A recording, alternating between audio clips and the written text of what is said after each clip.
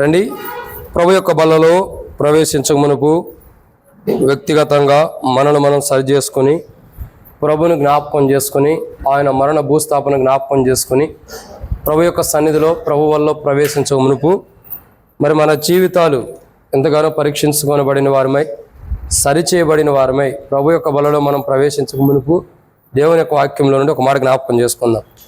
ప్రకటన గ్రంథము 4వ అధ్యాయం 1వ వచనం. ప్రకటన గ్రంథం 4వ అధ్యాయం 1వ వచనం. The book of revolution chapter 4 verse 1. ప్రకటన గ్రంథము 4వ అధ్యాయం 1వ వచనం. అందరం కలిసి చదువుదాం. ఈ సంగతులు జరిగిన తర్వాత నేను చూడగా అదిగో పరలోకమందు ఒక తలుపు తెరవబడి ఉన్నను, మరియు నేను మొదటి వినిన స్వరం బోరధ్వని వలె నాతో మాట్లాడగా వింటిని. ఆ మాట్లాడిన వాడు ఇక్కడికి ఎక్కి రమ్ము, ఇక మీదట జరగవలసిన వాటిని కనపరిచిదన నేను. సరే, ఇక కనపరిచేవి ఎక్కి రావాల్సినవి కొత్త మందిరంలో చూద్దాం. ఇప్పుడు చూసే మాట ఏంటంటే ఆత్మావశ్యుడు. ఇదే చివరి వారం. దీంతో ఇక కొత్త మందిరంలో ఆత్మావశ్యుడు గురించి ధ్యానించడానికి సమయం లేదు కాబట్టి ఇక అంటే మీరే అనుకోవచ్చు, ఇక సేవకుడి దగ్గర వాక్యాలు లేవేమో దీన్నే పట్టుకున్నాడు అనుకోవద్దు. కొత్త సంవత్సరం కొత్త వారం. యాక్చువల్లీ ఈ వారం మారుద్దాం అనుకున్నాం వర్తమానం, కానీ ఇక ఈ యొక్క మందిరంలో చివరి వర్తమానం ఇదే కంప్లీట్ చేసి నూతన అనుభవంలో కొత్త మందిరంలో నూతనంగా ధ్యానిద్దామని ఒక ఆలోచన ఉంది. అయితే ప్రకటన గ్రంథం 4వ అధ్యాయం 1వ వచనం మటుకి ఇంకా అవతప్పుడే చాలా టైం పట్టింది అది అవటానికి, అన్ని మర్మాలు ఉంటాయి. సరే, ఇక్కడ దేవుని యొక్క వాక్యాన్ని చూసినట్లయితే ప్రియులారా చాలా త్వరగా ముగించడానికి ప్రయత్నం చేస్తాము దేవుని చిత్తం అయితే. ఎందుకంటే దేవుని చిత్తం అయితే కాబట్టి దేవుని యొక్క వాక్యాన్ని ఒక మాట చూస్తున్నాం. ఏమని రాబడుతూ వచ్చింది? నేను మొదటి వినిన స్వరం వంటి స్వరాన్ని విన్నాను అని యోహాను అంటూ వస్తున్నాడు. మొదటి స్వరం ఎప్పుడు విన్నాడు? ప్రభు దినమందు. ఎలా ఉన్నప్పుడు విన్నాడు? ఆత్మావశుడే ఉన్నప్పుడు మొదటి స్వరం వంటి స్వరమును విన్న అనుభవమును యోహాను యొక్క జీవితంలో మనము చూస్తూ వస్తున్నాం. సరే, దేవుని యొక్క వాక్యాన్ని చూసినట్లయితే ఒక మాటను మనం చూస్తున్నాం. ఈ ఒక ఆత్మావశుడైన వ్యక్తి హృదయంలోనికి ప్రభు అనుగ్రహించేవి ఒక 7 విషయాలు మనం చూసాం. మొదటిగా అబ్బా తండ్రి అని మొరపెట్టే ధన్యత, అంటే దేవునితో సావాసం హృదయంలో అనుగ్రహించాడు. 2, దేవుని ఆత్మచేత నడిపించే ధన్యత, హృదయంలో నడిపించే ధన్యత అనుగ్రహించాడు. 3, శరీర క్రియను హృదయంలో చంపుకునే ధన్యత అనుగ్రహించాడు. 4, ఆత్మ స్వభావమును కలిగి ఉండే ధన్యత అనుగ్రహించాడు హృదయంలో. 4, నీతి విషయమైన జీవం. 4వ మాట అది. 5 నీతి విషయమైన జీవము కలిగి ఉండేవారిగా మన హృదయంలో అనుగ్రహించాడు. 6, హృదయంలో ప్రభుని సేవించే ధన్యత అనుగ్రహించాడు. 7, తన ఆత్మ ద్వారా జీవింపజేసే ధన్యత, అంటే మనం జీవించే ధన్యత, ఆత్మానుసారంగా జీవించే ధన్యత యేసు ప్రభు వారు ఒక ఆత్మావశుడైన వ్యక్తికి ఒక ఆత్మావశుడైన వ్యక్తి హృదయంలోకి అనుగ్రహించిన 700 అనుభవాన్ని, ఆశీర్వాదాన్ని మనం చూస్తూ వచ్చాం. ఇప్పుడు చూసేటటువంటి ఒక మాట ఏంటి? మాట అంటే ప్రియులారా, బైబిల్ ఒక మాట రాయబడుతూ వచ్చింది. ఏంటి? ఒక ఆత్మావశుడైన వ్యక్తి హృదయంలో ప్రభువుకి ఇస్తున్న స్థానము. మీకు అర్థమవుతూ వచ్చిందండి? ఒక ఆత్మావశుడైన వ్యక్తి హృదయములో ప్రభువుకి ఇస్తున్న స్థానము.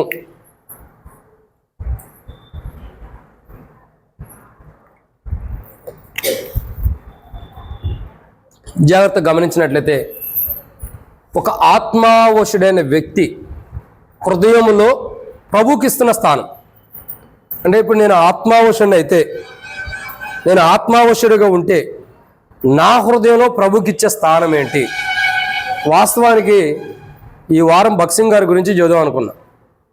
ఎందుకంటే చివరి ఆదివారం ప్రభు చిత్తమైతే మరి ఆరాధనకి టేబుల్కి భక్సింగ్ గారి యొక్క జీవితం గురించి చూద్దాం అనుకున్నా.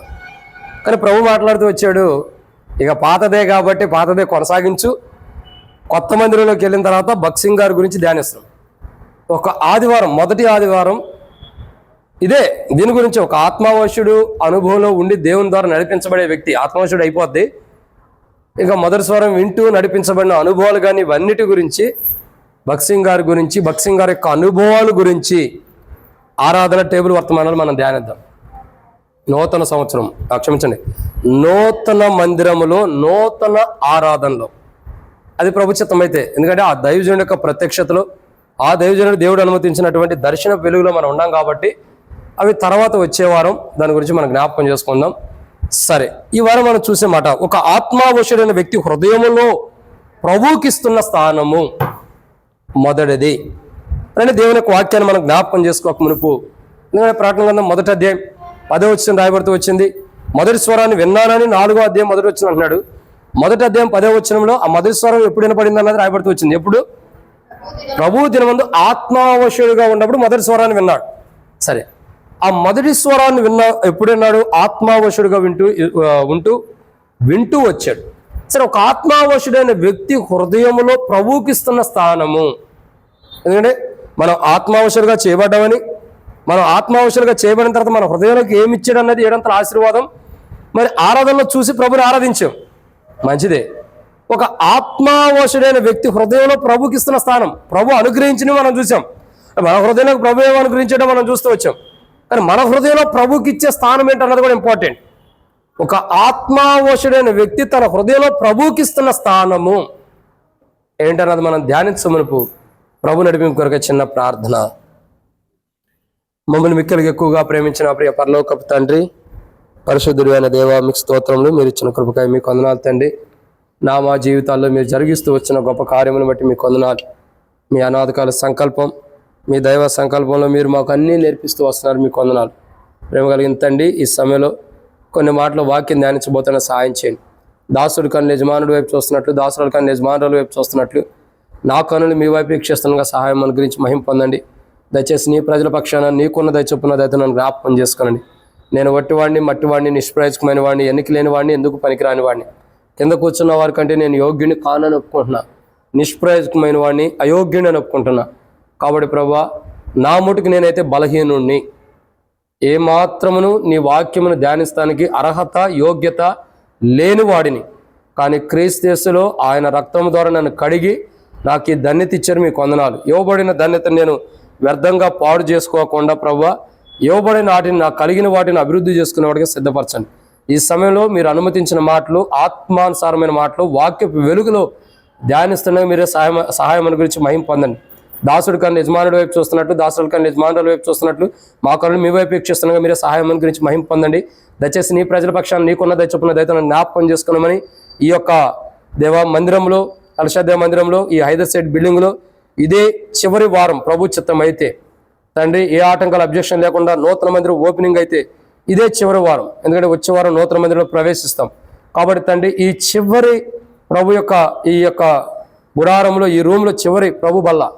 కాబట్టి ఈ యొక్క ప్రభు బల్ల దగ్గరికి వస్తున్న మేము నూతన మందిరంలో ప్రవేశించక మునుపు ఇక్కడే పాతవన్నీ విడిచిపెట్టుకుని సరి చేసుకుని నూతన మందిరంలో ప్రవేశించడానికి కొరకై కావలసిన సిద్ధపాటు ఈ బల్ల ద్వారా మాకు అనుగ్రహించండి. ఆ యొక్క సిద్ధపాటు అనుభవం మేము వెళ్ళినట్టు సాయించండి, వాక్య పెరుగు మేము వెళ్ళినట్టు సాయించండి. కనబడి విభాగాలు మా దేహంలో కానీ బయట కానీ దుష్టుని కార్యాలను లయపరిచి శత్రు సిగ్గు మీకు భయం తెచ్చుకుని మాతో మాట్లాడి అక్కడ తీర్చమని, ఈ వాక్యాన్ని దీవించమని ప్రభువైన యేసుక్రీస్తు నామం పేరిట విశ్వాసంతో మరి తెరబడిన ఆకాశం మాకు అనుగ్రహించి ఆకాశం ఎప్పి పడజాలంత విస్తారమని పరిశుద్ధాత్మను అభిషేకించి నాతో మాతో మీరు మాట్లాడి బలహీనమైన మమ్మల్ని బలపరిచి మహిమ పొందమని ప్రభువైన యేసుక్రీస్తు నామం పేరిట ఎన్నో దినం నుంచి ఎదురు చూస్తున్న మీ ఆ గొప్ప కార్యం జరిగిస్తున్నందుకు స్తుతిస్తూ ప్రభువైన యేసుక్రీస్తు నామం పేరిట విశ్వాసంతో స్తుతించి ప్రార్థించి అడుగు పెడుకుంటున్నాం తండ్రి, ఆమేన్. సరే, దేవుని యొక్క వాక్యాన్ని చూసినట్లయితే ఒక మాట రాయబడుతూ వచ్చింది. ఒక ఆత్మావశుడైన వ్యక్తి హృదయములో ప్రభువుకిస్తున్న స్థానము, మొదటి స్థానము అని దేవుని యొక్క వాక్యాన్ని చూసినట్లయితే మొదటి స్థానమును మనం చూద్దాం. మత్తయి సువార్త 3వ అధ్యాయం 14వ వచనం. మత్తయి సువార్త 3వ అధ్యాయం 14వ వచనం.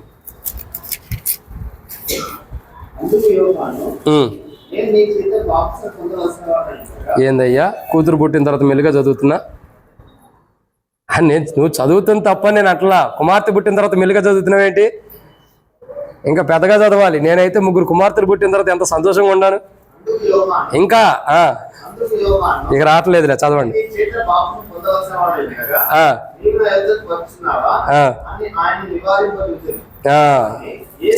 చాలు బాధ ఏం లేదు కదా. రైట్, అయితే ఓకే. దేవుని యొక్క వాక్యాన్ని చూసినట్లయితే బైబిల్లో ఒక మాట రాయబడుతూ వచ్చింది. ఏంటి మాట అని మనం చూసినట్లయితే ఒక చక్కటి మాట బైబిల్లో ఉంది. ఒక ఆత్మావశుడైన వ్యక్తి తన హృదయంలో ప్రభువుకి ఇస్తున్న స్థానం. ఎవరి ఆత్మావశుడు అంటే మొదటి కోణంలో యోహాను చూస్తున్నాం. ఏ యోహాను? బాప్తిస్మిచ్చి యోహాను చూస్తున్నాం. బాప్తిస్మిచ్చి యోహాను యొక్క అనుభవాన్ని మనం చూసినట్లయితే ఈ బాప్తిస్మిచ్చి యోహాను ఏం చేస్తున్నాడంటే ఒక ఆత్మ చేత నింపబడిన వాడుగా, దేవుని ఆత్మ చేత నింపబడి ఎప్పుడు దేవుని ఆత్మ కలిగిన వాడుగా జీవిస్తూ వచ్చాడు. ఎలా జీవిస్తూ వస్తున్నాడు? దేవుని ఆత్మ కలిగిన వాడుగా. అంటే ఒక ఆత్మావశుడుగా యోహాన్ని మనం చూస్తూ వస్తున్నాం, బాప్తిస్మిచ్చి యోహాన్ని. అయితే ఒక ఆత్మావశుడైన వ్యక్తి తన హృదయంలో ప్రభుకి ఇస్తున్న స్థానమును మనం చూసినట్లయితే ఈ బాప్తిస్మిచ్చి యోహాను ఆత్మావశుడుగా ఉంటున్నాడు కాబట్టి, దేవుని ఆత్మతో కలిసిపోతున్నాడు కాబట్టి తన హృదయంలో ప్రభుకి ఇస్తున్న స్థానం ఏంటంటే మొదటి మాట ఇక్కడ రాయబడుతుంది. ఏమనుంది? ఆయనకు అంటే ప్రభువుకు విలువిస్తున్నాడు. ఏ స్థానం ఇస్తున్నాడండి? విలువిస్తున్నాడు. అదే గొప్ప స్థానం.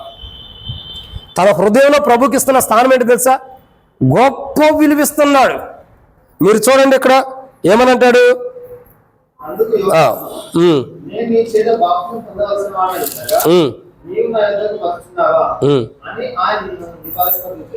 నివారింప చూచాను.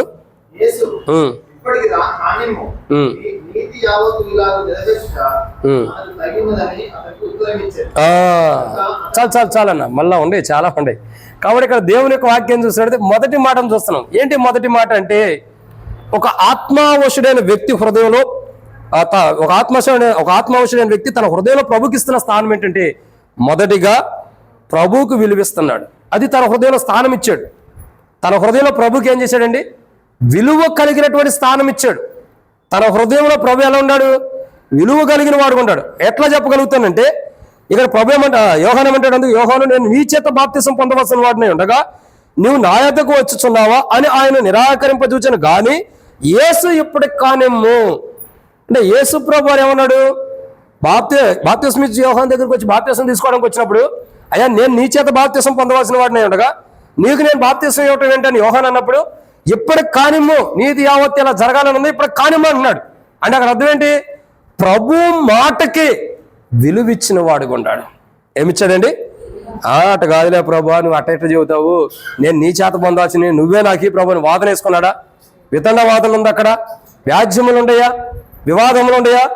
లేవు. ఎందుకంటే ఒక ఆత్మావశుడైన వ్యక్తి తన హృదయంలో ప్రభుకి ఇస్తున్న స్థానం ఏంటంటే విలువ కలిగిన స్థానాన్ని ఇస్తున్నాడు. ప్రభు మాట్లాడినప్పుడు, ప్రభు మాటలు తన హృదయంలోకి వచ్చినప్పుడు, ప్రభు మాటలు తను తాకినప్పుడు, ప్రభు మాటలు తన దగ్గరకు వచ్చినప్పుడు, ప్రభు మాటలు తను వెంబడించినప్పుడు, ప్రభు మాటలు తనకు సమీపంగా వచ్చినప్పుడు, ప్రభు మాటలు తన హృదయం దగ్గరకు వచ్చి తట్టుచున్నప్పుడు, ప్రభు మాటలు తన హృదయం దగ్గర ఉండి తలుపు తట్టుచున్నప్పుడు ఆ యొక్క ఆత్మావశుడైన వ్యక్తి తన హృదయంలో ప్రభుకి ఇస్తున్న మొదటి స్థానం ఏంటంటే ఏంటి? ఆ మొదటి స్థానం ప్రభు మాటకు విలువిస్తున్నాడు. ప్రభుకే విలువిచ్చేసాడు. ఒక మాట చెప్పాలంటే ఏమిస్తున్నాడండి? ప్రభు మాటకే ప్రభుకి విలువిస్తున్నాడు. ఒక మాట చెప్పాలంటే అంటే సర్వోన్నతుడైన దేవుడు, సర్వ సృష్టికి ఆది సంభూతుడు, మృతుల్లో నుండి ఆది సంభూతుడిగా లేచినటువంటి ప్రభు మాటకి, ఆ ప్రభువుకి విలువిస్తున్నాడు. అంటే తన హృదయంలో ప్రభు ఎక్కడ ఉన్నాడు? విలువ కలిగిన వాడుగా ఉన్నాడు. తన హృదయంలో ప్రభుకి ఎలా ఉందంటే ఒక విలువ కలిగిన స్థానం ఉంది. తన హృదయంలో ప్రభుకి ఎలా ఉందండి? ఒక విలువ కలిగినటువంటి స్థానం ఉంది. ఈరోజు మనం ప్రభు వాళ్ళ దగ్గరికి వస్తున్నాం, ఆత్మావశులుగా చేయబడుతున్నాం. ఆత్మావశులు అంటే అర్థం ఏంటండి? మన ఆత్మ దేవుని ఆత్మతో కలిసిపోవటం, మన ఆత్మ దేవుని ఆత్మతో విలీనం అయిపోవటం, మన ఆత్మ దేవుని ఆత్మలో నిమగ్నమై ఉండటం, మన ఆత్మ దేవునిలో ఉండటం, మన ఆత్మ దేవుని ఆత్మ కలిసి నివసించడం ఆత్మావశుడైన వ్యక్తి యొక్క గుణలక్షణం. ఈరోజు మనం బల దగ్గరికి వచ్చాం, ఈరోజు మనం బలలో పాల్గొనబోతున్నాం, ఈరోజు మనం బలలో చేయబోతున్నాం. ఈరోజు బలకు సమీపంగా వచ్చిన మన క్రైస్తవ జీవితంలో మనం గమనించాల్సిన మొదటి కోణం ఏంటంటే ఒక ఆత్మావశుడైన వ్యక్తి తన హృదయంలో ప్రభువుకిస్తున్న స్థానము మొదటిగా విలువైన స్థానాన్ని ఇస్తున్నాడు. ఏ స్థానం ఇస్తున్నాడండి? విలువ కలిగిన స్థానం. అందుకే మనం చూడండి, వివాహం జరిగేటప్పుడు కానీ, ఇంట్లో ఏదైనా పనులు చేసుకునేటప్పుడు కానీ, లేదా ఇంట్లో ఏదైనా శుభకార్యాలు చేసుకునేటప్పుడు, శుభకార్యాలు అంటే అన్నిలాగా ఆలోచించొద్దు, శుభకార్యాలు ఏదైనా మంచి కార్యాలు చేసుకునేటప్పుడు కానీ మొదటి స్థానం మనం ఎవరికి ఇస్తాం? ఒక పెళ్లి సంబంధం మాట్లాడుకుంటాం, ఫస్ట్ ఎవరికి ఇస్తాం స్థానం? ఇప్పుడు అది జరగలేదన్న. ఫస్ట్ ఏమంటారు? పెళ్లి కొడుకు పెళ్లి కూతురు తరపు మాట్లాడుకుంటారు. అందరూ చూసి మాట్లాడుకుని అమ్మాయి అబ్బాయికి నచ్చిన తర్వాత, అబ్బాయి అమ్మాయికి నచ్చిన తర్వాత, అంతా అయిపోయిన తర్వాత దేవుని చిత్తం ఉంటే ప్రార్థన చేసుకుందాం, ప్రార్థన చేయండి అంటారు. ఏమంటారు? దేవుని చిత్తం ఉంటే జరిగిద్ది, ప్రార్థన చేయండి అంటారు. మొదటే వీళ్ళు రాకముందే దేవుని చిత్తమని మొదటే కనుక్కోవచ్చుగా. అసలు మీరు పెళ్లి సంబంధానికి రావాలంటే దేవుని చిత్తం ఉందో లేదు తెలుసుకుంటా బ్రదర్. నేను పెళ్లి సంబంధానికి రావాలంటే దేవుని చిత్తమా కదా తెలుసుకుంటానని అడుగుతారా? ఎవరు అడగరు. ముందు వెళ్తారు, అమ్మాయిని చూస్తారు, అమ్మాయి తెల్లగా చక్కగా ఉంటే నీట్గా ఉంటే అమ్మాయి నాకు నచ్చిన దేవుడు సమాధానం ఇచ్చాడు అంటారు. ఒకవేళ ఏదైనా మచ్చలో లోపాలో ఏమన్నా ఉండే అనుకో, నల్లగా ఉందనుకోండి, సపోజ్ నేను తప్పుగా అంటలేదు, అర్థం చేసుకోకండి తప్పుగా. ఒకవేళ బలహీనంగా ఉందనుకో, నలుపుగా ఉందనుకో, ఇంకా ప్రార్థన చేస్తా బ్రదర్, దేవుడు సమాధానం వచ్చిన తర్వాత చెబుతానంటారు. అసలు రాబోయే ముందరే దేవుని చిత్తాన్ని కనుక్కుంటే నువ్వు వెళ్ళాలనేది తెలిసిపోయింది కదా. కానీ దేవుని చిత్తం కనుక్కునేవాళ్ళు తక్కువైపోయారు. అంటే దేవునికి విలువిచ్చేవాళ్ళు తక్కువైపోయారు. మొదట మనం స్థానం తీసుకుంటున్నాం, మొదట మనం ప్రాధాన్యత తీసుకుంటున్నాం, మొదట మనం అధికారం తీసుకుంటున్నాం, అటు పిమ్మట మధ్యలో దేవుని పెడుతున్నాం. ఏం చేస్తున్నాం? మధ్యలో దేవుని పెడుతున్నాం. దేవుని చిత్తం అయితే ఏమవ్వాలా? దేవుని చిత్తం అవ్వాల్సిన దేవుని చిత్తాన్ని మొదటే నువ్వు చేసుకుంటూ పోతాను. ఇంకా దేవుడు ఏం చేస్తాడు? జరగాల్సిన దేవుని చిత్తానికి మొదట నువ్వు వెళ్తుంటే ఇంకా దేవుడు వెనకాల ఏం చేయాలి? కానీ ఒక మాట గమనించండి, కానాన్లో వివాహం జరుగుతుంది. కానాన్లో వివాహం జరిగినప్పుడు మొదట ఎవరు వచ్చారండి అక్కడికి? యేసు ఆయన శిష్యుల్లో వివాహం పిలువబడని బైబిల్లో ఉంది. మొదటి స్థానం ఎవరికి ఇస్తున్నారు అక్కడ? యేసు ప్రభు యొక్క అనుభవం చూస్తున్నాం. మొదటి స్థానం యేసు ప్రభుకు ఉంది కాబట్టి యేసు ప్రభు వారి దగ్గరికి తల్లి వచ్చి అడుగుతుంది. ఇంకా మొదటి స్థానం ఇంకెవరికన్నా ఉంటే, యేసు ప్రభు కాకుండా ఇంకెవరికైనా మొదటి స్థానం ఉంటే వాళ్ళ దగ్గరికి వెళ్ళి ద్రాక్షారసం కావాలి, నీళ్ళని ద్రాక్షారసం మార్చమని అడిగేవాడుగా. కానీ మొదటి స్థానం అక్కడ ఎవరికి ఉంది? యేసు ప్రభువుకు ఉంది. అందుకే తల్లి వచ్చేటం, అయ్యా ఈ యొక్క పెండ్లి విందులో ద్రాక్షారసం అయిపోయింది, ద్రాక్షారసం కావాలని అడిగినప్పుడు నీళ్ళని తీసుకొచ్చారు, బాణలు నిలబెట్టారు. ఆ బాణంలో నీళ్లు పోయిగా ప్రభు ప్రార్థించగా, ప్రభు కృపను బట్టి ప్రభు ఆశీర్వదించగా నీళ్లు ద్రాక్షారసముగా మార్చబడింది. పెండ్లి విందులో ఉన్న వాళ్ళందరూ అంటున్నారు, మొదటేమో అందరూ మొదట మంచిది పోచి చివరికి నాశకరమైనది పోస్తారు, నువ్వేమో మొదట మామూలుది వచ్చి చివరికి అద్భుతమైనది పోస్తున్నావు. ఇక్కడ గమనించాల్సిన కోణం ఏంటి తెలుసా? ప్రభువుకి విలువ ఇచ్చారు. అక్కడ మొదటి స్థానం ప్రభువుది ఉంది, విలువ ప్రభువుకు ఉంది. ఈరోజు మనం ప్రభువుకి ఎంత విలువిస్తున్నాం? ఈరోజు మనం ప్రభువుకి విలువిస్తున్నాం అంటే అర్థం ఏంటో తెలుసా? అసలు విలువిస్తున్నావా లేదా అన్న దానికి ఒక సూచన మనం చెప్పమంటారా? నువ్వు ప్రభు నీతో మాట్లాడినప్పుడు ఆ వాక్య వెలుగులో నువ్వు నడిస్తే ప్రభువుకి విలువిచ్చినట్టు. ప్రభు వాక్యం నీతో మాట్లాడితే ఆ మాట్లాడిన వాక్య వెలుగులో నువ్వు నడిస్తే ప్రభువుకి విలువనిచ్చినట్టు. ఆ మాట్లాడిన వాక్య వెలుగులో కాకుండా మాట్లాడిన వాక్యాన్ని పక్కకు దోసివేసి, మాట్లాడిన దేవుని మాటలను పక్కన పెట్టేసి, ఆ మాట్లాడే దేవుని యొక్క ఆలోచన పక్కన పెట్టేసి నీ ఇష్టానుసారంగా నీవు నేను జీవిస్తూ వచ్చావనుకో, అప్పుడు ప్రభువుకి విలువ ఇవ్వట్లేదని అర్థం. ఏమివ్వట్లా? విలువ ఇవ్వట్లా. ఇప్పుడు అర్థమవుతుందండి. అసలు మన జీవితాలు ఎలా ఉండే ప్రశ్నించుకోవాలి. ఒక ఆత్మావశుడైన వ్యక్తి హృదయంలోనికి ఒక ఆత్మావశుడైన వ్యక్తి తన హృదయంలో ప్రభుకి ఇస్తున్న స్థానం ఏంటంటే విలువైన స్థానాన్ని ఇస్తున్నాడు. ఏ స్థానం? విలువైన స్థానం. నేను ఎప్పుడో వచ్చిన కొత్తలో ఆ మధ్యకాల సమయంలో కూడా చెప్తూ వచ్చా. ఏంటి? ఒక సండే స్కూల్ టీచరు పిల్లలందరినీ కూర్చోబెట్టి ఒక మాట అడుగుతూ వచ్చింది. అయ్యా మీరు పరలోకానికి వెళ్ళిన తర్వాత పరలోకానికి వెళ్ళిన తర్వాత మీరు ఏం చేస్తారు అని ఒక సండే స్కూల్ టీచర్ పిల్లల్ని అడుగుతూ వచ్చింది. ఆ పిల్లలు అందరూ కూడా చెబుతున్నారు, టీచర్ నేను పరలోకానికి వెళ్ళిన తర్వాత యేసు ప్రభు తల చూస్తాను, యేసు ప్రభు తల వెంట్రుకలు ఎలా ఉండేదో చూస్తా, యేసు ప్రభు సింహాసనం కూర్చుంటాడు, ఆ సింహాసనం ఎలా ఉండేదో చూస్తా, యేసు ప్రభు పాదాలు ఎలా ఉండేదో చూస్తా, యేసు ప్రభు వారు వేసుకున్న బట్టలు నేను చూస్తా, తెల్లని వస్త్రములు ఇవేవో ఉంటాయి కదా, ఇవన్నీ నేను చూస్తా టీచర్ అని ఒక్కొక్కరు ఒక్కొక్క సమాధానం ఇస్తున్నారు. 4 సంవత్సరాల బాబు, 4 సంవత్సరాలు, 4వ క్లాస్ కాదండి, 4th క్లాస్ కాదు, 4 సంవత్సరాల బాబు ఓ మాట అడుగుతూ వచ్చింది టీచర్. అందరూ చెప్పేసిన తర్వాత, ఏమా నువ్వు కూడా ఏదో ఒకటి చెప్పినానా, ఏదో ఒకటి చెప్పమ్మా అంటే ఆ చిన్నపిల్లవాడు చెబుతున్నాడు, టీచర్ నేను ఒకవేళ దేవుని చిత్తమై పరలోకానికి వెళ్తే యేసుక్రీస్తు ప్రభువారు నా కొరకై పొందిన పంచి గాయముల్లో నేను ముద్దాడతాను అంటున్నాడు. ఏం చేస్తానంటున్నాడు? ముద్దాడతా. అంటే ప్రభు నా కొరకై పొందిన గాయములు, ప్రభు నా కొరకై చేసిన ఆ గాయములు, ఏ గాయములు అయితే ప్రభు పొందుతూ వచ్చాడో ఆ గాయాల్లో నేను ముద్దాడితే, ఎందుకంటే నా కొరకై ఆ గాయాలు చేయబడినాయి, నా పాపముల కొరకై, నా విధేయతను బట్టి, నా లోపాలను బట్టి, నా బలహీనతను బట్టి ఆ గాయాలు చేయబడినాయి కాబట్టి ఆ గాయాల్ని ముద్దాడుతాను టీచర్ అని చెబుతున్నాడు. బా ఎంత చక్కటి మాట. అంటే తన జీవితంలో 4 సంవత్సరాల బాబు, 40 సంవత్సరాల వ్యక్తి కాదండి, 4 సంవత్సరాల బాబు తన జీవితంలో మొదటి స్థానం, విలువైన స్థానం ఎవరికి ఇచ్చాడు? యేసు ప్రభుకి ఇచ్చాడు. కాబట్టి ఆయన గాయాల్లో ముద్దాడటానికి ఇష్టపడుతున్నాడు. ఈరోజు ఆయన దేహంలో మనం పాల్గొంటున్నాం. ఆయన దేహంలో మనం ప్రవేశిస్తున్నాం, ఆయన దేహంలో చేయబోతున్నాం, ఆయన దేహం దగ్గరకు వచ్చాం. ఆయన్ని జ్ఞాపకం చేసుకుంటూ ఇది నా కొరకే విరవబడింది, ఇది నా కొరకే చనిపోయి సమాధి చేయబడి తిరిగి లేచినటువంటి ప్రభు యొక్క పునరుద్ధానపు యొక్క శరీరం అని ప్రభుని జ్ఞాపకం చేసుకుంటూ ప్రభు యొక్క బలలో ప్రవేశించి ప్రభు యొక్క బలలో పాల్గొనబోతున్న మనము ఒకసారి గమనించాలి, మన హృదయంలో ప్రభుకి ఎంత స్థానం ఉంటుంది. ఎవరికండి? ప్రభుకి.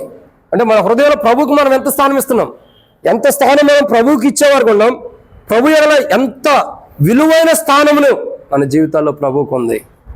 అసలు ఆ విలువైన స్థానం ప్రభుకి ఇస్తున్నామా, మనమే తీసుకుంటున్నామా?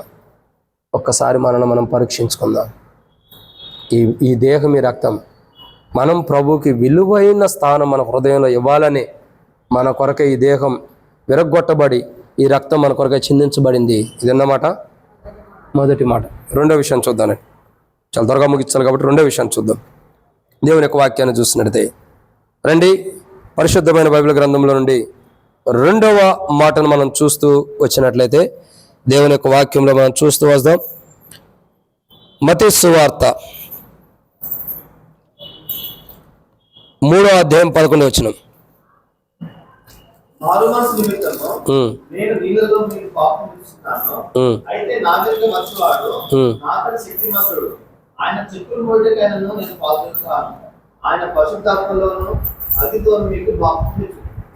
చాలను. కాబట్టి ఇక్కడ రాయబడినటువంటి ఎన్నో మాట అండి ఇది. రెండవదిగా, ఒక ఆత్మవశుడైన వ్యక్తి తన హృదయంలో ప్రభుకిస్తున్న స్థానము. రెండవదిగా మనం చూసినట్టయితే మొదటిగా ఏ స్థానం ఇస్తున్నాడు?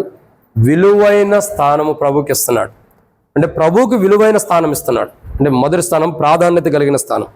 రెండు, తన హృదయంలో ఒక ఆత్మవశమైన వ్యక్తి తన హృదయంలో ప్రభుకి ఇస్తున్న రెండో స్థానం ఏంటంటే ఇక్కడ రాయబడుతున్న రెండో కోణము, ఆయన చెప్పులను మోయుటకైనా నేను పాత్రుడను కాను. అంటే యోగ్యత నాకు లేదు, ప్రభు యోగ్యుడిగా ఇస్తున్నాడు. ఎలా ఎంచుతున్నాడండి? ప్రభు యోగ్యుడు.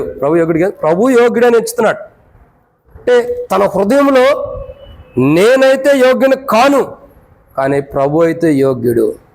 అందుకే ఆయన చెప్పుల వారిని ఇప్పటికైనా నేను మార్క్స్ వార్త ఇంకో గొప్ప మాట అంటాడు తెలుసా? మార్క్స్ వార్త 1వ అధ్యాయం 7వ వచనం పట్టుకుంటా చూడండి. మార్క్స్ వార్త 1వ అధ్యాయం 7వ వచనం చాలా గొప్ప మాట మాట్లాడతాడు. ఇదే మాటే మార్క్స్ వార్త 1వ అధ్యాయం 7వ వచనం.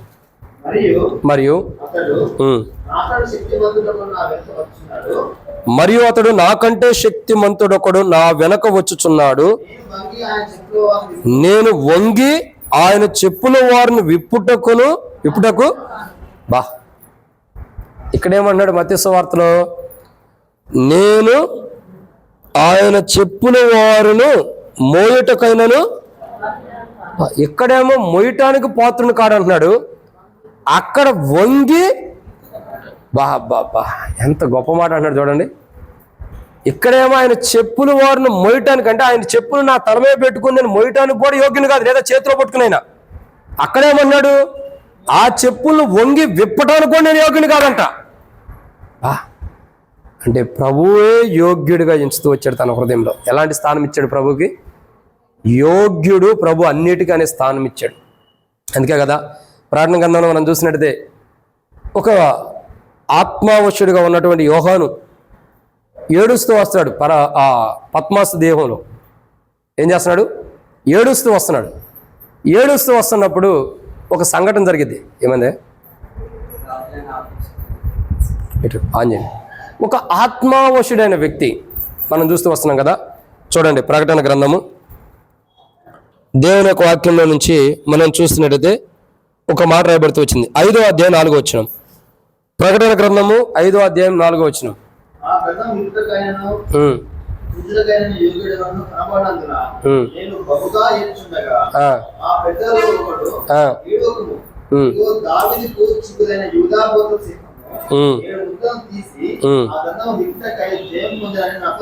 చాలన్నా. ఇప్పుడు ఏం కనపడుతుందండి? అక్కడ ఏడుస్తున్న అనుభవం ఉంది. ఎవరు? యోహాను. ఎందుకు ఏడుస్తున్నాడు? ఆ ముద్రలో వేయబడినటువంటి ఒక గ్రంథం ఉంది, దాన్ని విప్పటానికి ఎవరు యోగ్యుడు కనపడతల్లా. ఎవరు కనపడతల్లా? యోగ్యుడు కనపడతల్లా. అంటే ఏదైతే ముద్రలో వేయబడినటువంటి ఆ గ్రంథం ఉందో ఆ గ్రంథమును విప్పుటకు యోగ్యుడు కనపడతలేదంట. మీకు అర్థమవుతూ వస్తుందండి? ఏ గ్రంథం అయితే ఉందో ఆ గ్రంథాన్ని విప్పడానికి యోగ్యుడు కనపడతలా. యోగ్యుడు లేకపోయేసరికి ఏడుస్తున్నాడు.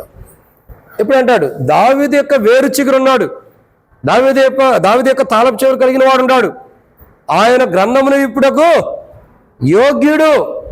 కాబట్టి ఇక్కడ మనం గమనించాల్సిన కోణం ఏంటంటే, బాప్తిస్మిచ్చి యోహాను తన హృదయంలో ఆత్మావశుడై ఉండగా తన హృదయంలో ప్రభుకి ఇస్తున్నటువంటి స్థానం ఏంటంటే ఆయన యోగ్యుడు. దేనికైనా ఆయన యోగ్యుడు, ప్రతిదానికి ఆయన యోగ్యుడు. ప్రతి విషయంలో ఆయనకి యోగ్యమైన స్థానమును బాప్తిస్మిచ్చి యోహాను ఇచ్చాడు. వాస్తవానికి బాప్తిస్మిచ్చి యోహాను ఎలాంటి వాడు తెలుసా? పరిసయ్యులను శాస్త్రులను అన్నాడు కదా, సర్ప సంతానమా రాబోయే ఉగ్రత నుండి తప్పించుకున్నట్టుకు మీకు బుద్ధి చెప్పిన వాడు ఎవడన్నాడు. పరిసయ్యులు శాస్త్రం కూడా అన్న అనుభవం ఉంది. అంటే మీకు రాబో ఉగ్రత నుంచి బుద్ధి చెప్పిన వాడు ఎవరు? మీరు సర్ప సంతానం అన్నాడు. ఎవరైనా సరే ధైర్యం చేసి సర్ప సంతానమా అని అనగలుగుతారా? ఇప్పుడు బాబు ఉన్నాడు, ఆశీర్వాదమో లేకపోతే ఎవరో ఉన్నారు, నువ్వు సర్ప సంతానం అన్నావు అనుకో, ఒప్పుకుంటారా? మందిరానికి రాకుండా మానేస్తారు, మందిరానికి రాకుండా మానేస్తారు. కానీ పరిసయ్యుల శాస్త్రులతో కూడా ఉన్నవారిని కానీ వారందరిని అంటున్నాడు, సర్ప సంతానమా రాబో ఉగ్రత నుండి తప్పించుకున్నట్టుకు మీకు బుద్ధి చెప్పిన వాడు ఎవడు? అంటే అంత ధైర్యశాలి, అంత ఘనముగా దేవుని వాక్యాన్ని బోధించేవాడు, దేవుని సువార్తను ప్రకటించేవాడు, దేవుని మార్గాన్ని సరళం చేసేవాడు, అంత గొప్ప యోగ్యతను కలిగిన యోహానే నేను యోగ్యుని కాను అంటున్నాడు. ఏమంటున్నాడు? నేను యోగ్యుని కాను. అసలు మొదట బాప్తిసం ఇచ్చిందే యోహాను. బాప్తిసం అంటే ఏంటో తెలియపరిచింది యోహాను. బాప్తిసం యొక్క అనుభూతులు తీసుకొచ్చింది యోహాను. అర్థమైందండి? అంత గొప్పవాడు సైతమే ప్రభు తన ఎదుటికి వచ్చినప్పుడు అంటున్నాడు, లేదా ప్రభు వస్తున్నప్పుడు అంటున్నాడు, ఆయన చెప్పుల్ని ఇప్పుడొక యోగ్యుని కాదు, నేను వంగి ఆయన చెప్పుల్ని ఇప్పుడొక యోగ్యుని కాదు, ఆయన చెప్పులు మొయ్యటకు యోగ్యుని కాదు. అంటే ఇక్కడ అర్థం ఏంటండి? ప్రభు చెప్పుల కంటే కూడా ఇంకా తగ్గించుకున్నాడు. అసలు చెప్పుల్నే మనం అసహించుకుంటాం, కొనేటప్పుడు ఇష్టపడి కొంటాం. హై హీల్స్ కావాలి, ఈ హీల్స్ కావాలనుకొని చివరికి బంజారా హిల్స్ కేర్ హాస్పిటల్లో జాయిన్ అవుతాం, నడవటం కుదరక. కాబట్టి అన్ని హీల్స్ కొనుక్కుంటాం, ఇష్టపడి కొనుక్కుంటాం. కానీ ఇష్టపడి కొనుక్కున్న చెప్పుల్ని బెడ్ మీదకి వెళ్ళి తెచ్చిపెట్టుకుంటామా? మనం పడుకున్నప్పుడు మనతో పాటు పక్కన పెట్టుకుంటామా? ఎందుకంటే దాని స్థానం ఏంటో దానికి ఉంది. కానీ యోహాను చెప్పుల కంటే తక్కువ వాడుగా చేసుకుంటున్నాడు. అంటే తన జీవితంలో ప్రభు యోగ్యుడిగా ఎంచుతూ వస్తున్నాడు. ఎవరు యోగ్యుడిగా ఎంచాడండి? ప్రభు మాత్రమే యోగ్యుడు, దేనికైనా యోగ్యుడు. దావీదు తాళపు చెవులు విప్పడానికి యోగ్యత కలిగిన వాడు ఎవరైనా ఉన్నాడంటే ఆయన ప్రభువైన యేసుక్రీస్తు ప్రభువారే. అంటే ఇక్కడ ఒక ఆత్మావశుడైన వ్యక్తి తన హృదయంలో ప్రభువుకి ఇస్తున్న స్థానము మొదటిగా ఏంటి? ఆ స్థానము విలువైన స్థానం ఇస్తున్నాడు ప్రభువుకి. రెండవదిగా యోగ్యమైన స్థానము, ఆయన యోగ్యుడు, అన్నిటికీ ఆయన యోగ్యుడు అనే స్థానమును తన హృదయంలో ఇస్తున్నాడు. నేను యోగ్యుని కాను, అన్నిటికీ ఆయనే యోగ్యుడు అన్న స్థానమును తన హృదయంలో ఇస్తున్నాడు. అంటే తన హృదయంలో ప్రభు యోగ్యుడు అన్న స్థానాన్ని ఎంచుతున్నాడు అన్నిటికి కూడా. కాబట్టి మన హృదయంలో కూడా అన్నిటికీ ప్రభు యోగ్యుడు అన్న విధానం మనలో ఉండాలి. ఎందుకంటే మన జీవితాలు ఎలా ఉంటాయంటే మనమే యోగ్యులంగా ఉంటాం, అన్ని విషయాల్లో మనం యోగ్యత కలిగిన వారికి ఎంచుకుంటూ వస్తాం. కానీ అది పొరపాటు. అన్ని విషయాల్లో ప్రభు ఎలాంటి వాడు? యోగ్యుడు. ఎప్పుడైతే మనం యోగ్యులుగా ఎంచుకోకుండా, మనం యోగ్యమైన వారికి ఎంచుకోకుండా, మనం యోగ్యులమని ఎంచుకోకుండా ప్రభు యోగ్యుడు అని ఎప్పుడైతే ఎంచుతామో అప్పుడు మన జీవితాలు బాప్తిస్మిచ్చి యోహాన్ లాగా ఆత్మావశుడైన వ్యక్తి తన హృదయంలో ప్రభుకి ఇస్తున్న స్థానం ఎలా ఉంటుందో అలాగ మన హృదయంలో ఆత్మావశుడైనటువంటి వ్యక్తిలాగా బాప్తిస్మిచ్చి యోహాన్ లాగా మన హృదయంలో ప్రభువుకి స్థానం ఇస్తాం. ఇదన్నమాట రెండు. కాబట్టి ఇక్కడ మనం చూస్తున్న రెండవ కోణము, ఒక ఆత్మావశుడైన వ్యక్తి తన హృదయంలో ప్రభువుకి ఇస్తున్న రెండో స్థానం. మొదటి స్థానం ఏంటి? విలువైన స్థానం, అన్నిటికంటే విలువైన స్థానం. రెండో స్థానం ఏంటి? యోగ్యమైన స్థానం. యోగ్యత, నాకంటే యోగ్యుడు అని ఎంచినటువంటి స్థానము ఆ బాప్తిస్మిచ్చి యోహాను ఆత్మావశుడే ఉండగా తన హృదయంలో ప్రభువుకి ఇస్తున్నాడు. ఇక మూడో కోణాన్ని మనం చూద్దాం. మూడో మాటను మనం చూసినట్టయితే రెండు దేవుని యొక్క వాక్యం చూస్తుంది. మత్తయి సువార్త 3వ అధ్యాయం 11వ వచనం. మత్తయి సువార్త 3వ అధ్యాయం 11వ వచనం.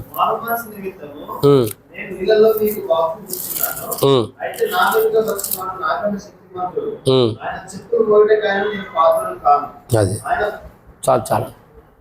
కాబట్టి ఇక్కడ మనం చూస్తున్న ఎన్నో మాట ఇది? 3వ మాటను చూసినట్లయితే ఏమని రాయబడుతూ వచ్చిందండి? నాకంటే శక్తిమంతుడు. అంటే అర్థం ఏంటి? ఒక ఆత్మావశుడైన వ్యక్తి తన హృదయంలో ప్రభుకి ఇస్తున్న 3వ స్థానము. మొదటి స్థానమేమో విలువైన స్థానము, రెండోది యోగ్యమైన స్థానము, మూడోది నాకంటే శక్తిమంతుడు. అంటే అక్కడ నాకంటే ఒక వ్యక్తి గొప్పవాడు, శక్తిమంతుడు అంటున్నామంటే అర్థం ఏంటి? మనం ఆయన కంటే శక్తిహీనమని అర్థం, ఆయనంత శక్తి లేని వారు మనం అర్థం, ఆయనతో సహపాటి శక్తి లేని వారు అని అర్థం. ఇప్పుడు బాప్తిస్మ ఇచ్చి యోహాన్ అంటాడు, ఆయన నాకంటే, నేను నీళ్ళలో బాప్తిస్మ ఇచ్చుచున్నాను, నేను నీళ్ళలో బాప్తిస్మ ఇచ్చుచున్నాను, కానీ ఆయన నా వెనుక వచ్చుచున్నవాడు శక్తిమంతుడు కానుక ఆయన పరిశుద్ధాత్మలోను అగ్నితోనూ బాప్తిస్మిచ్చును మీకు. నేనైతే నీళ్ళలోనే బాప్తిస్మ ఇచ్చుచున్నా. అంటే నా శక్తి ఎంతవరకు? నీళ్ళలో బాప్తిస్మ ఇచ్చేంతవరకే నా శక్తి. కానీ నా వెనుక వచ్చుచున్నవాడు ఎలాంటి శక్తిమంతుడు? పరిశుద్ధాత్మలోను అగ్నిలోను బాప్తిస్మ ఇవ్వగలిగిన వాడు, అంత శక్తిమంతుడు. అంటే ఇక్కడ యోహాను, ఒక ఆత్మావశుడైన యోహాను తన హృదయంలో ప్రభుకి ఇస్తున్న స్థానం ఏంటంటే, ఎన్నమాట ఇది? 3వదిగా చూడగా తన హృదయంలో ఇస్తున్న స్థానం ఏంటి? నాకంటే శక్తిమంతుడు. తన హృదయంలో ఆ స్థానం ఇస్తున్నాడు. నేను శక్తిమంతుడు కాను, నేను శక్తిహీనుడును, నాలో ఏమాత్రం శక్తి లేదు, నేను ప్రభు కంటే శక్తిమంతుడు కాను, నా వెనక వచ్చుచున్నవాడు ప్రభు ఉన్నాడు, ఆయన నాకంటే చాలా శక్తిమంతుడు, ఆయన శక్తిమంతుడు కానీ నేను శక్తిమంతుడు కాదు. అంటే ఇక్కడ అర్థం ఏంటి? ప్రభువుకి స్థానం ఇస్తున్నాడు, ప్రభువు శక్తిమంతుడిగా ఎంచుతున్నాడు, ఈయనైతే శక్తి లేనివాడిగా కనబడుతూ వస్తున్నాడు. అంటే చాలాసార్లు మన జీవితాలు ఎలా ఉంటాయంటే, మనం కానీ మన జీవితాలు కానీ ఎలా ఉంటాయండి? మనమే శక్తిమంతులుగా ఎంచుకుంటూ వస్తాం. నాకంటే శక్తిమంతుడు లేడు అన్నట్టుగా మనం ఉంటూ వస్తాం, నాకంటే వీరుడు లేడు అన్నట్టుగా ఉంటూ వస్తాం. అలాగే ఒక వ్యక్తి వచ్చాడు. ఎవరా వ్యక్తి? నాకంటే శక్తిమంతుడు లేడు అని ఒక వ్యక్తి వచ్చాడు. గొలియాదు. నాకంటే శక్తిమంతుడు లేడు. ఫిలిష్తీయులు అందరూ కూడా అతన్ని ఓడిస్తే చాలు అన్నట్టుగా ఆయన వెనకాల నిలబడ్డారు. ఇక ఈయనకంటే శక్తిమంతుడు ఇంకో లేడు అనుకున్నారు. ఆయనకంటే శక్తిమంతుడిని దేవుడు ఒక పొట్టోని పుట్టించాడు. ఆయనకంటే శక్తిమంతుడిని ఒక పొట్టివాడిని పుట్టించాడు. ఆ పొట్టివాడు ఎంత శక్తిమంతుడంటే ఒక్క రాయితోనే అంత బలమైన వాడిని కింద పడేసాడు. అంటే ఇక్కడ శక్తిమంతుడు అనుకునేవాడికి వ్యత్యాసం ఉంది. శక్తిమంతుడు అణిగిమణిగుంటాడు, శక్తి లేనివాడు విర్రవీగుతూ ఉంటాడు. కానీ ఇక్కడ యోహాను ఎలాంటి వాడు తెలుసా? తాను శక్తిమంతుడే కానీ నేను శక్తిహీనుడు అనుకుంటున్నాడు. అంటే విర్రవీగతలు లేడా? ఏం చేస్తున్నాడు?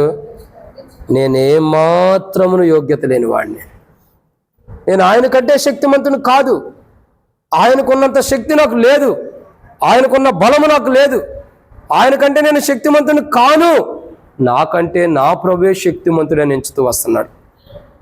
ఈరోజు ప్రభు దగ్గరికి వచ్చిన మనం, ప్రభు వల్ల పాల్గొంటున్న మన జీవితాల్లో మన హృదయంలో ప్రభువుకి ఎలాంటి స్థానం ఇస్తున్నాం? విలువైన స్థానం ప్రభువుకి ఇస్తున్నామా? తర్వాత యోగ్యమైన స్థానం ప్రభువుకి ఇస్తున్నామా? ప్రభు యోగ్యుడిగా ఎంచి. మూడవదిగా శక్తివంతమైన స్థానం.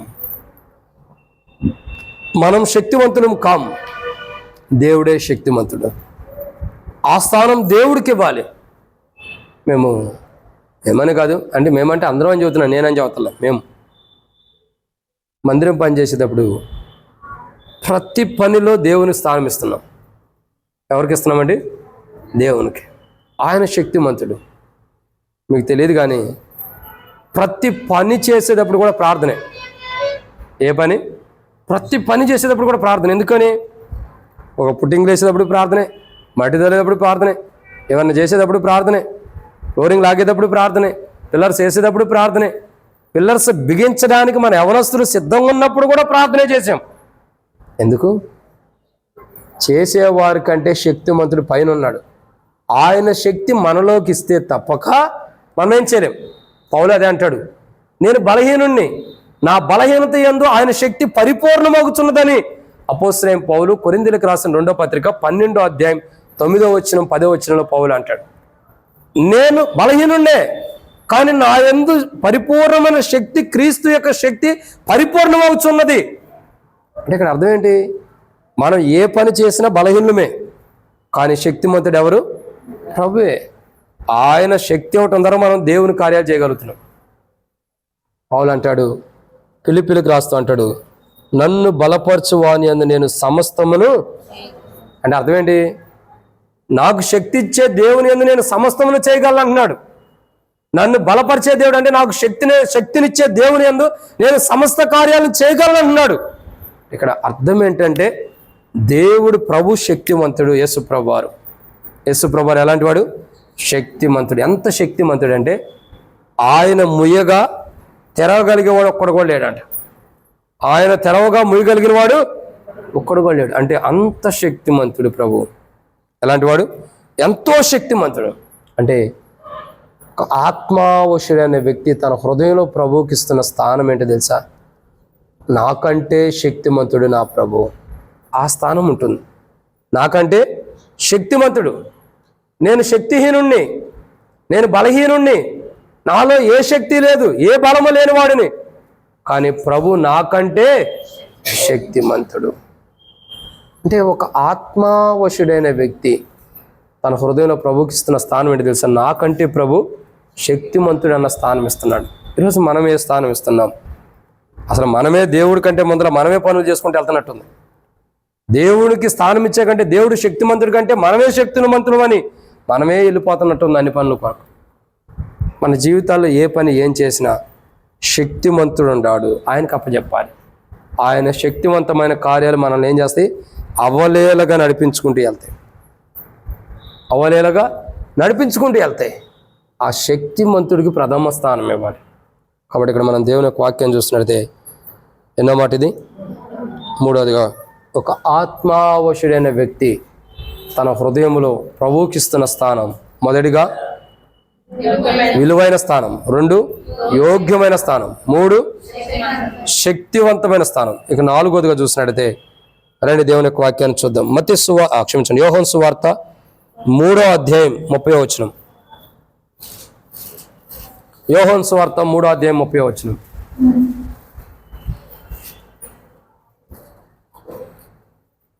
యోహాను సువార్త 3వ అధ్యాయం 30వ వచనం. ఆయన ఎచ్చవలసి ఉన్నది, నేను తగ్గవలసి ఉన్నది. పైనుండి వచ్చేవాడు అందరికీ పైనున్నవాడు. చాలా కాబట్టి ఇక్కడ రాయబడిన మాట, యోహాను సువార్త 3వ అధ్యాయం 30వ వచనంలో రాయబడిన మాట, ఆయన హెచ్చవలసి ఉన్నది, నేను తగ్గవలసి ఉన్నది. అంటే 4వదిగా ఒక ఆత్మావశుడైన వ్యక్తి తన హృదయంలో ప్రభువుకి ఇస్తున్న స్థానం, మొదటి స్థానం ఏంటి? విలువైన స్థానం, 2 యోగ్యమైన స్థానం, 3 శక్తివంతమైన స్థానం, శక్తి కలిగిన వాడని. 4వదిగా ఒక ఆత్మావశుడైన వ్యక్తి తన హృదయంలో ప్రభువుకి ఇస్తున్న స్థానం ఏంటంటే 4వదిగా ఆయన హెచ్చవలసి ఉన్నది. అంటే దేవుని హెచ్చించే స్థానం. ఏ స్థానం ఇస్తున్నాడండి దేవునికి? దేవుని హెచ్చించడం అంటే ఘనపరిచే స్థానం ఇస్తున్నాడు. ప్రభు ఎవరంటే ఘనుడైన వాడని. అంటే తన హృదయంలో ఒక ఆత్మావశుడైన వ్యక్తి ప్రభుకి ఇస్తున్న స్థానం ఏంటంటే ప్రభు ఘనమైన వాడు, మహాగణుడు, మహోన్నతుడు, పరిశుద్ధుడు, మహాగణుడు,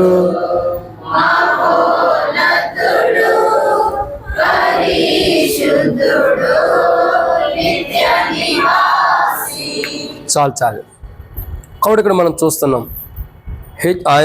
ఆయన హెచ్చవలసి ఉన్నది అంటే ఆయన ఘనపరిచే స్థానం ఇస్తున్నాడు. ఆయన ఏ స్థానం ఇస్తున్నాడండి?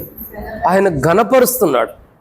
చూడండి, మన జీవితాల్లో మనం బలలో పాల్గొనక మునుపు మనల్ని మనం పరీక్షించుకున్నట్లయితే, మనల్ని మనం విమర్శించుకున్నట్లయితే మనం ఎంతవరకు దేవుని గణపరుస్తున్నాం? ఎంతవరకు దేవుని గణపరుస్తున్నాం? ఒక ఆత్మావశుడైన వ్యక్తి తన హృదయంలో ప్రభువుకి ఇస్తున్న స్థానం ఏంటో తెలుసా? ప్రభువుని ఘనుడుగా ఎంచుతున్నాడు. అంటే తన జీవితంలో ప్రభు ఘనమైన వాడని ఒక స్థానం ఇస్తున్నాడు. నాకంటే నా ప్రభు ఘనమైన వాడు, అన్ని విషయాల్లో కూడా నేను ఘనహీనమైన వాడిని, నేను ఘనహీనమైన పాత్ర లాంటి వాడిని, నేను ఘనహీనమైనటువంటి అనుభవం కలిగిన వాడిని, కానీ నా ప్రభు ఘనమైన వాడు. ఆయన హెచ్చవలసి ఉందంటే అర్థం ఏంటి? ఆయన ఘనపరుస్తున్నాడు, ఆయన ఘనత పొందని అర్హుడు, ఆయన ఆరాధించబడటానికి యోగ్యుడు. అందుకే కదా యెషయా గ్రంథం 6:3 మనం చూస్తూ వస్తున్నాం. ఏమని రాయబడుతూ వచ్చింది? పరిశుద్ధుడు పరిశుద్ధుడు పరిశుద్ధుని మానక రేయింబోగలు ఆరాధిస్తూ వస్తున్నారు. ఏం చేస్తున్నారు అక్క? ఊహపడుతున్నారు కదా, ఆరాధిస్తున్నారు. మానక రేయింబోగలు ఆరాధిస్తున్నారు అంటే అర్థం ఏంటి? ఆయన ఘనపరుస్తున్నారు. ఆయన ఎలాంటి వాడు అని మనం చూస్తున్నాం అంటే, ఒక ఆత్మవశమైన వ్యక్తి తన హృదయంలో ప్రభుకి ఇస్తున్న స్థానం ఏంటంటే ఆయన ఘనమైన వాడు. హెచ్చవలసి ఉందంటే అర్థం ఏంటి? ఆయన ఘనమైన వాడు. అంటే నేను ఘనహీనమైన స్థితిలో ఉన్నవాడిని, ఒకవేళ నేను ఘనహీనమైన వాడిని అవ్వచ్చు, నేను ఘనహీనమైన స్థితిలో ఉండొచ్చు, కానీ ఒకవేళ ఘనమైన స్థితిలో నేను ఉండా, నాకంటే ఘనమైన వాడైనా ఎవరైనా నాకంటే ఘనమైన వాడు. ఒక ఆత్మావశుడైన వ్యక్తి తన హృదయంలో ప్రభువుకి ఇస్తున్న స్థానం ఏంటంటే ప్రభు ఘనమైన వాడని ఎంచుతున్నాడు. నాకంటే ప్రభు ఘనమైన వాడు. ఈరోజు బల్ల దగ్గరికి వచ్చాం, ఎన్నిసార్లు ప్రభు ఘనమైన వాడని మనం ఎంచాం, ఎన్నిసార్లు ప్రభు ఘనమైన వాడని ఎంచుతూ వచ్చాం. మన జీవితంలో ప్రభు ఘనమైన వాడుగా మనం ఎంచుతూ వచ్చామా? మనమే ఘనమైన వారికి ఎంచుకుంటూ వస్తున్నామా? అనేక పర్యాయములు చాలాసార్లు దేవుని సన్నిధిలో ఉంటూ, దేవుని వాక్యం వింటూ, బలలో పాల్గొంటూ కూడా, ప్రభు యొక్క దేహంలో పాల్గొంటూ కూడా మనకు మనమే ఘనమైన వారికి ఎంచుకుంటూ వస్తాం. మనకు మనమే ఘనమైన వారుగా ఎంచుకుంటూ, ఘనమైన వారుగా తీర్చిదిద్దుకుంటూ నేనే ఘనమైన వాడిని చెప్పుకునే స్థానం మన జీవితాల్లో ఉంది. అసలు మనం ఎవరమే? బైబిల్ రాయబడుతూ వచ్చింది, పాపముల చేత అపరాధముల చేత చచ్చిన వారమని అపోస్తలుడైన పౌలు ఎఫెసీయులకు రాసిన పత్రిక 2:1 అంటున్నాడు. ఇంకా కీర్తనల గ్రంథంలో కానీ ఆయా ప్రాంతాలు రాయబడుతూ వచ్చింది, పెంట కుప్ప మీద నుండి లేవనెత్తబడిన వారు, ఇంకా జిగటగల దొంగ ఊబిలో నుండి లేవనెత్తబడిన వారు. అంటే మనం ఘనమైన వారమా? పెంట కుప్ప మీద ఉండేవాడు ఘనమైన వాడా? జిగటగల దొంగ ఊబిలో ఉండేవాడు ఘనమైన వాడా? కాదే. మరి ఘనహీనమైన మనల్ని ఘనమైన వారుగా ప్రభు చేస్తూ వచ్చాడు తన కలవరిశీల యొక్క రక్తం ద్వారా. అది ఇక్కడ గమనించాల్సిన కోణం ఏంటి? ఘనహీనమైన మనము ఆ ప్రభుని ఘనమైన వాడిగా ఎంచాలి. ఎందుకంటే ఆయన మనల్ని గనులుగా ఎంచుతూ వచ్చాడు. అందుకంటాడు కదా, నన్ను గణపరచు వారిని నేను గణపరచను అంటున్నాడు. అంటే ఇప్పుడు ప్రభు ఎలాంటి వాడు? ఘనమైన వాడు. అదే మాట యోహాను ఎంచుతున్నాడా లేదా? ఆయన హెచ్చవలసి ఉన్నది అని అంటున్నాడు. అంటే ప్రభు ఘనమైన వాడు అని ఎంచుతున్నాడు. అందుకే ప్రభు కూడా అంటాడు కదా, నన్ను గణపరచు, నేను గణపరచదని అన్నాడు కదా. ప్రభు యోహాన్ని గణపరిచాడు, బాప్తిస్మం ఇచ్చి యోహాన్ని. ఏమనంటే ఆ మాట అంది యోహాను ఆ మాట అన్నాడు. కానీ ప్రభు గణపరిచాడు యోహాన్ని. ఎక్కడ, ఏ పొజిషన్లో ప్రభు గణపరిచాడంటే, స్త్రీలు కనిన పిల్లల్లో బాప్తిస్మం ఇచ్చి యోహాను కంటే ఎవరండి? బాప్తిస్మం ఇచ్చి యోహాను కంటే గొప్పవాడు లేడు. ఎంత గొప్పగా దేవుడు ఎంచాడు చూడండి. ప్రభుని ఏమని ఎంచుతున్నాడు? ప్రభుకి ఎలాంటి స్థానం ఇస్తున్నాడు యోహాను? నేను విలువైన వాడిని కాదు, ఆయనే విలువైన వాడు అని తన హృదయాన్ని ఎంచుతున్నాడు. 2 విలువైన స్థానాన్ని ఇస్తున్నాడు. 2 నేను యోగ్యుని కాదు, ఆయనే యోగ్యుని స్థానం ఇస్తున్నాడు ప్రభుకి హృదయంలో. 3 నేను శక్తిమంతుని కాదు, ఆయనే శక్తిమంతుడని స్థానం ఇస్తున్నాడు. 4 ఆయన ఘనమైన వాడు, నేను ఆయన కంటే ఘనమైన వాడిని కాదని ఎంచుకుంటున్నాడు.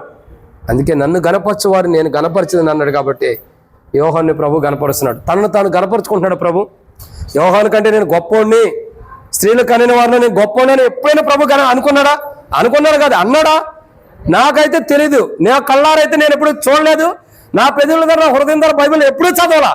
కానీ ప్రభు ఒక మాట చెప్పాడు, బాప్తిస్మం ఇచ్చి యోహాను స్త్రీలకు కనిన వారు అందరిలో కంటే ఎంత గొప్ప స్థానం యోహానికి దేవుడిచ్చాడు చూడండి. ఇంకా తన తల్లి తన కన్నదానికంటే కూడా విలువైన స్థానం ఎవరికి ఇచ్చాడు?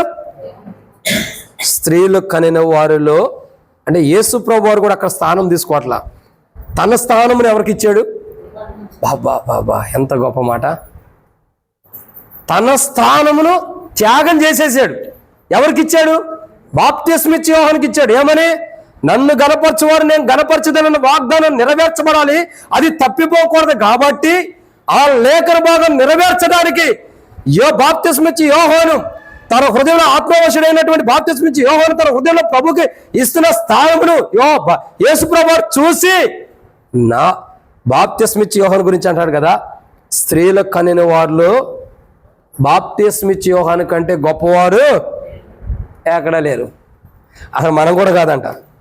బాప్తిస్మిచ్చి యోహాను కంటే గొప్పవారు లేరంటే మనం కూడా గొప్పవారం కాదు. ప్రభువే గొప్పవాడికి అక్కడ ఎంచుకోవాలి. ఒక మాట చెప్పాలంటే తన గొప్ప స్థానమును ఎవరికి ఇచ్చాడు?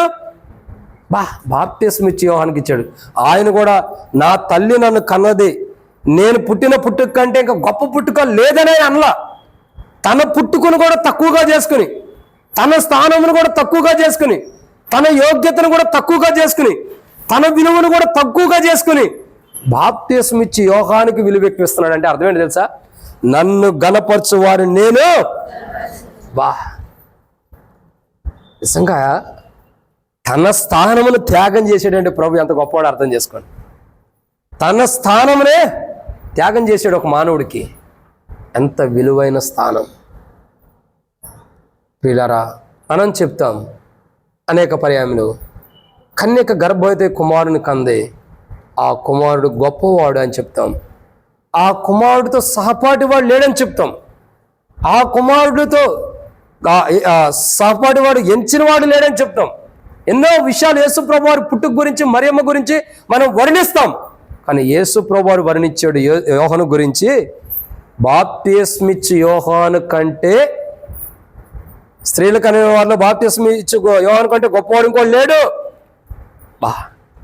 ఎంత విలువైన స్థానము ఒక మానవ రూపం ధరించుకున్న వ్యక్తికి ప్రభు ఇస్తున్నాడు. చూడండి, తన స్థానాన్ని విడిచిపెట్టి తన స్థానమే ఒక సహజమైన మనుషుడికి ఇస్తున్నాడు. అదే కదా కలువరి శిలువలో ఆయన నా దేవా నా దేవా నన్ను ఎందుకు చేయి విడిచిపెట్టి వాడిని మొరపెట్టినప్పుడు ఆయన చేయిని విడిచిపెట్టడం ద్వారా దేవుడు మన చేతిని పట్టుకున్నాడు. ఆయన యేసు ప్రభువారు తన స్థానమును శిలువలో మనకిచ్చాడు. ఏ స్థానం ఇచ్చాడండి? తన స్థానము. శిలువ మనం వేయబడలా, యేసు ప్రభువారు వేయబడ్డాడు. మనం చనిపోలా, యేసు ప్రభువారు చనిపోయాడు. మనం గాయాలు పొందలా, యేసు ప్రభువారు గాయాలు పొందారు. మనం బాధించబడలా, యేసు ప్రభువారు బాధించబడ్డాడు. మనం అవమానించబడలా, యేసు ప్రభువారు అవమానించబడ్డాడు.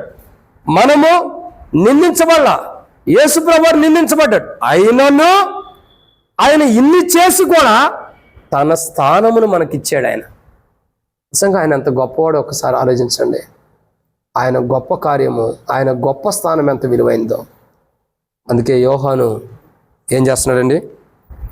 యోహాను ఏమంటున్నాడు? కాదక్క, యోహాను ఏమంటున్నాడు అంటున్నా నేను. యోహాను ఏమంటున్నాడు? ఆయన హెచ్చవలసి ఉన్నది అంటున్నాడు. అంటే అర్థం ఏంటి?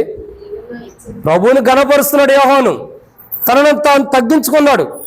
తనను తాను తగ్గించుకుని ప్రభువుని హెంచిన అనుభవం యేసు ప్రభువు చూశాడు. కాబట్టే యోహాను ప్రభు ఏం చేసేసాడు? ఈరోజు బల దగ్గరికి వచ్చి మన జీవితాల్లో మనల్ని మనం తగ్గించుకుని ప్రభువుని గణపరిస్తే ఈ బల్ల దగ్గర నీకంటే ఘనమైన వారు మరొకరు ఉంటారు. నీకు అర్థమవుతుందండి?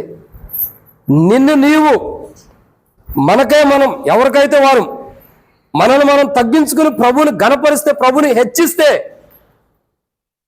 మనల్ని ప్రభువు గణపరిచే విధానం ఈ బల్ల దగ్గర అద్భుతమైన రీతిలో ఉంటుంది. ఎవరైతే తనను తాను తగ్గించుకుని ప్రభువుని హెచ్చిస్తారంటే, ప్రభువుని గణపరుస్తారు, బల్ల దగ్గర వాళ్ళను ప్రభు అంత ఘనమైన వారికి ఎంచుతూ వస్తాడు. నేను అనుకుంటా మనం ఈరోజు తగ్గించుకుని ప్రభువు స్థానం ఇస్తే, ప్రభు ఆ స్థానము, ఇవ్వబడిన స్థానమును చూసి పరలోకంలో